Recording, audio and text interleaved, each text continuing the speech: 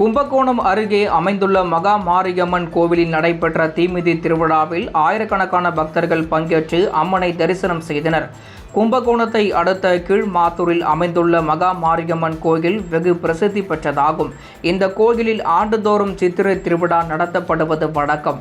அதன்படி இந்த ஆண்டிற்கான விழா கடந்த வாரம் காப்பு கட்டுதல் நிகழ்ச்சியுடன் தொடங்கி தினமும் மண்டகப்படி நடைபெற்று வந்தது.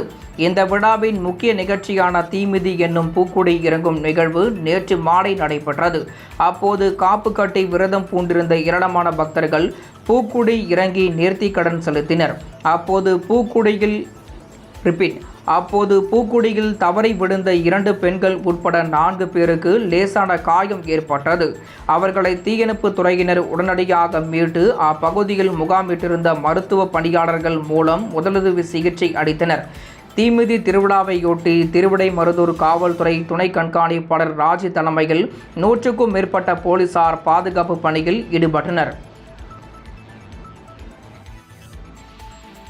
இதேபோல் விழுப்புரம் மாவட்டம் மரக்காணம் தர்மாபுரி வீதியில் அமைந்துள்ள பிரசித்தி பெற்ற திரௌபதி அம்மன் கோவிலில் நடைபெற்று வரும் சித்திரை திருவிழாவையொட்டி தீமிதி உற்சவம் வெகு விமர்சையாக நடைபெற்றது.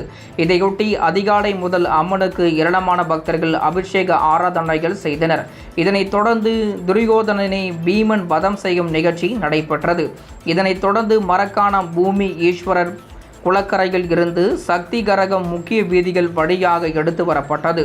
தீக்குண்டத்திற்கு தீபாராதனை காண்பிக்கப்பட்டதை அடுத்து காப்பு விரதம் மேற்கொண்டு வந்த பக்தர்கள் தீமிதித்து வேண்டுதலை நிறைவேற்றினர். இந்நிகழ்ச்சியில் மரக்காணம் மற்றும் அதனை சுற்றியுள்ள பகுதிகளைச் சேர்ந்த திரளான பக்தர்கள் கலந்து கொண்டு அம்மனை வழிபட்டனர்.